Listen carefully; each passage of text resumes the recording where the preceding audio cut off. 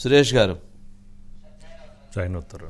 Yeah అంటే బీజేపీలోకి TDP, ఇప్పటికే జనసేన ఉంది, అంటే NDA, national democratic alliance, NDA. మరి ఎన్డీఏలోకి భాగస్వామ్యం అయినప్పుడు తెలుగుదేశం పార్టీ, జనసేన వీళ్ళతోటి పొత్తొద్దు అని చెప్పిన జగన్మోహన్ రెడ్డి గారు ఢిల్లీ వెళ్తే, మరి జగన్మోహన్ రెడ్డి గారు ఎన్డీఏలో జాయిన్ అవ్వడానికి సిద్ధపడి వెళ్తున్నారా? మరి జగన్మోహన్ రెడ్డి గారు ఎన్డీఏలో జాయిన్ అనే పనికైతే సమీకరణాలు ఎలా ఉంటాయి అంటే, జనరల్గా టీడీపీ జనసేన కలిస్తే ఒక 3% నుంచి 4% వరకు టీడీపీకి పడేటువంటి ఓట్ బ్యాంక్ కొంత స్ప్లిట్ అయ్యేటువంటి అవకాశం ఉంటుంది, 3% మినిమం. కానీ బీజేపీకి ఒరిజినల్గా ఉండేటువంటి 2% ఓటు ఉంటుంది. లాస్ట్ టైం 0.83% వచ్చినా కానీ జనరల్గా ఉంటుంది. అప్పుడు ఆ ఓట్ బ్యాంక్ కొంత వైసీపీకి వేసింది, ఆ 2% ఇటు వస్తుంది. అంటే 1% ఓట్ బ్యాంకు లాస్ అయ్యేటువంటి అవకాశం ఉంటుంది టీడీపీ జనసేన. కానీ అదే కనుక వైసీపీ కనుక పొత్తు పెట్టుకుంటే, జనరల్గా వైసీపీకి పడేటువంటి ఓట్ బ్యాంకులో ఎక్కువ majority vote bank BJP anti incumbency vote bank. వారు దాదాపు ఆ ఓట్ బ్యాంకు బీజేపీతో కనుక వైఎస్ఆర్సీపీకి కలిస్తే ఒక 10% ఓట్ బ్యాంక్ లాస్ జరిగింది, 10% ఓట్ బ్యాంకు.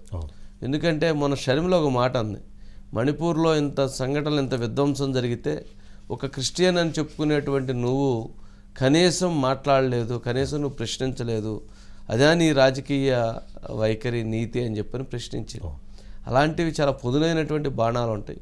ఆ ఓట్ బ్యాంకు చాలా తీవ్రమైనటువంటి నష్టాన్ని కలగజేసేటువంటి అవకాశం ఉంది. అందుకని వారికి అక్కడ స్కోప్ ఉండకపోవచ్చు.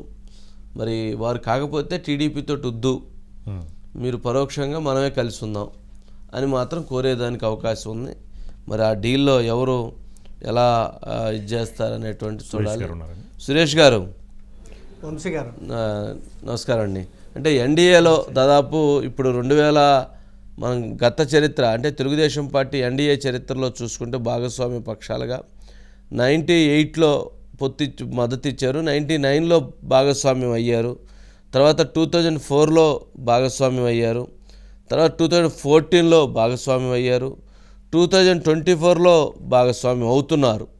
అంటే చేసుకోవటం, విడాకులు ఇచ్చుకోవటం, పెళ్లి చేసుకోవటం, విడాకులు ఇచ్చుకోవటం, పెళ్లి చేసుకోవటం, విడాకులు ఇచ్చుకోవటం. అంటే కుటుంబాల్లో అయితే కష్టం, కానీ రాజకీయాల్లో కాబట్టి పెద్దగా ఇబ్బంది ఏమీ లేదు. ఎందుకంటే ఇప్పుడున్నటువంటి విలువలు లేనటువంటి రాజకీయాలు అని చెప్పబడుతున్నటువంటి వాటిలో ఇటు మారటం, అటు మారటం, అటు నుంచి ఇటు మారటం, అంటే ఇది కొంచెం ఇబ్బందికరంగా ఉంటుంది, క్లమ్జీగా ఉంటుంది. కానీ ప్రజలు దాన్ని మరి ఎలా స్వీకరిస్తారో మనం చెప్పలేం. కానీ కాకపోతే ఒక స్టాండ్, ఒక క్లారిటీగా వెళ్ళటం, ప్రయాణం అనేటువంటిది ఎప్పుడు కూడా మంచిది.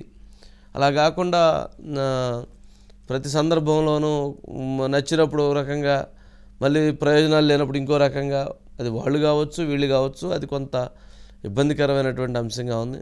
సరే, అసలు ఆ ఎన్డీఏకే కన్వీనర్గానే ఏదైతే ఎన్డీఏ భాగస్వామ్యంలోకి రమ్మని ఆహ్వానిస్తున్నారో చంద్రబాబు నాయుడు గారు, నా ఎన్డీఏకి కన్వీనర్గా ఆయన వ్యవహరించారు.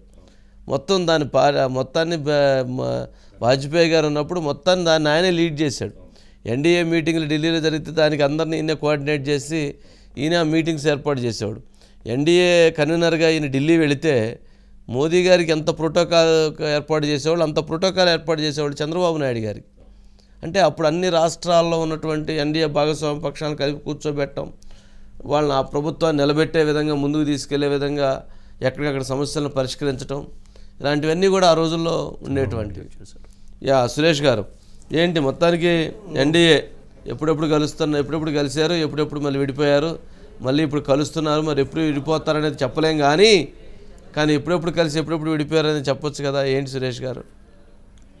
వంశీ గారు, ఎన్టీ రామారావు గారు ఉన్నప్పుడు తెలుగుదేశం పార్టీ నేషనల్ జాతీయ స్థాయిలో కాంగ్రెస్ పార్టీకి ప్రత్యామ్నాయంగా ఒక నేషనల్ ఫ్రంట్ ఫామ్ అయింది. ఆ రకంగా ఎన్టీ రామారావు, చంద్రబాబు నాయుడు గారు యునైటెడ్ ఫ్రంట్, ప్రధానంగా యునైటెడ్ ఫ్రంట్ ఏర్పాటులో కీలక భూమికి పోషించారు. అయితే యునైటెడ్ ఫ్రంట్ 1996-98 అంటే ఎక్కువ కాలం 2-2.5 ఏళ్లనే పడిపోయింది. ఆ తర్వాతనే జాతీయ స్థాయిలో కాంగ్రెస్ పార్టీని అధికారంగా, కేంద్రంలో అధికారంగా దూరంగా ఉండటం కోసం ఒక బీజేపీ, ఒక ఎన్డీఏని, నేషనల్ డెమోక్రటిక్ అలయన్స్ అనే దాని కూటమిని ముందుకు తీసుకొచ్చింది. సో దాంట్లో తెలుగుదేశం పార్టీ అంటే మరి మీరు చెప్పినట్టు చంద్రబాబు నాయుడు గారు కన్వీనర్ అయ్యారు, తెలుగుదేశం పార్టీ అందులో చేరింది. దాంతో 1999 లోక్సభ ఎలక్షన్స్లో ఆంధ్రప్రదేశ్లో 42 స్థానాలు ఉంటే ఈ కూటమికే దాదాపు 39 సీట్ల వరకు కూడా మనకి వచ్చాయి వంశీ గారు. సో ఆ రకంగానే ఎన్డీఏకి అయితే అప్పుడు చంద్రబాబు నాయుడు గారు ఎన్డీఏలో అంటే వాజ్పేయి గారి ప్రభుత్వంలో చేరలేదు. వాజ్పేయి గారి ప్రభుత్వంలో చేరకుండా బయట నుంచి సపోర్ట్ ఇచ్చారు, బయట నుంచి మద్దతు ఇచ్చారు. ఆ తర్వాత జరిగిన మనకి తర్వాత 2004 ఎలక్షన్స్ వరకు కూడా ఆ కంటిన్యూయేషన్ అందుకని అంటే 2004లో ఇక్కడ తెలుగుదేశం కూడా అధికారం కోల్పోయింది. వంశీ గారు మీకు తెలుసు, అసెంబ్లీ ఎన్నికల్లో అధికారం కోల్పోయింది. ఆ తర్వాత అక్కడ కూడా ఎన్డీఏకి దూరంగా అవడంతో 2009లో ఒంటరిగానే ఏ పార్టీకి ఆ పార్టీ పోటీ చేస్తే అయిపోయింది. మళ్ళీ 2013లో మళ్ళీ కన్వీనర్గా ఆయనకి తీసుకొచ్చి బీజేపీ మళ్ళీ మనకు మోడీ గారు వీళ్ళందరూ ఇది చేయటం, ఆ రకంగా మనకు మీకు తెలుసు తిరుపతి ఎంత కూడా తిరగటం అని చెప్పి ఆ రకంగా మళ్ళీ ఎన్డీఏలో చేరడంతో 2014లో అయ్యారు. 2014లో ప్రభుత్వంలో కేంద్రంలో చేరారు. మీకు తెలుసు అశోక్ గజపతిరాజు గారు కూడా కేంద్ర మంత్రిగా కూడా పనిచేశారు. ఆ రకంగా ఎన్డీఏలో కేంద్ర ప్రభుత్వంలో రెండవసారి భాగస్వామి అయ్యారు. అయితే ప్రత్యేక హోదా, ఆంధ్రప్రదేశ్కి ప్రత్యేక హోదా అనేది దాని డిమాండ్ నేపథ్యంలో మళ్ళీ 2018లో బయటకు వచ్చారు. మళ్ళీ ఇప్పుడు మూడో దఫా ఒక రకంగా ఏంటంటే ఎన్డీఏ కూటమిలోకి మళ్ళీ రావడం అనేది ఇది మూడో దఫా కింద మీరు చూడొచ్చు. ఇక తమిళనాడు చూసుకుంటే డిఎంకే ముందు వచ్చిన తర్వాత బయటకు వెళ్ళిన తర్వాత ఏఐడిఎంకి వచ్చి అలా కొనసాగుతుంది. అదేవిధంగా చంద్రబాబు నాయుడు గారు మీరు చెప్పినట్టుగా ఇలా బయటకు వెళ్ళటం, ఒకప్పుడు వామపక్షాలతో ఉండి మళ్ళీ తర్వాత చేయడం, సో ఇది అనేది కొంచెం ఇబ్బందికరమైన పరిణామాలే. అయితే ఇప్పుడు మనం ఏమనుకొని భావించాలంటే సో భవిష్యత్తులో రాష్ట్ర అభివృద్ధి, రాష్ట్రానికి సంబంధించి కేంద్ర పరంగా మన సహకారం అవసరం కాబట్టి ఆ రకంగానే మరి ఎన్డీఏలో చేరడానికి ఆయన సందిగ్ధం చేయడం. అదేవిధంగా పవన్ కళ్యాణ్ గారు ఆల్రెడీ ఎన్డీఏలో భాగస్వామి కాబట్టి పవన్ కళ్యాణ్ గారు ఇద్దరు ఉన్నప్పుడు మరి ఇంకా మరింత బలం చేకూరుతుంది కాబట్టి ఆ రకంగా ఒక అంశం. ఇంకోటి పవన్ కళ్యాణ్ గారు చెప్తుంది ఏంటంటే వ్యతిరేక అంటే అధికార పార్టీ వైఎస్ఆర్సీపీ వ్యతిరేక ఓటు చేయకూడదు మ్యాక్సిమం అనే దాంట్లో మరి దాన్ని కూడా కూటమి చేర్చుకుంటే ఇందాక కూడా ఒక చర్చలో ఇండియా టుడే సిటీవీ సర్వేలు ఏంటంటే ఈ 2% ఇప్పుడు బీజేపీకి అక్కడ 2% మించి ఇంతకుముందు 1% లోపే ఓట్లు వచ్చాయి 2019లో, ఈసారి కూడా 2% మించి వచ్చే అవకాశం లేదు. కానీ ఒకవేళ ఈ కూటమికి అది కూడా కలిస్తే ఇప్పుడు వచ్చే 45% అంటే సర్వే ప్రకారం అంటే 45% వరకు కూడా తెలుగుదేశం జనసేన కూటమికి వచ్చే లోక్సభ పరంగా చూసుకుంటే వచ్చే అవకాశం ఉందని.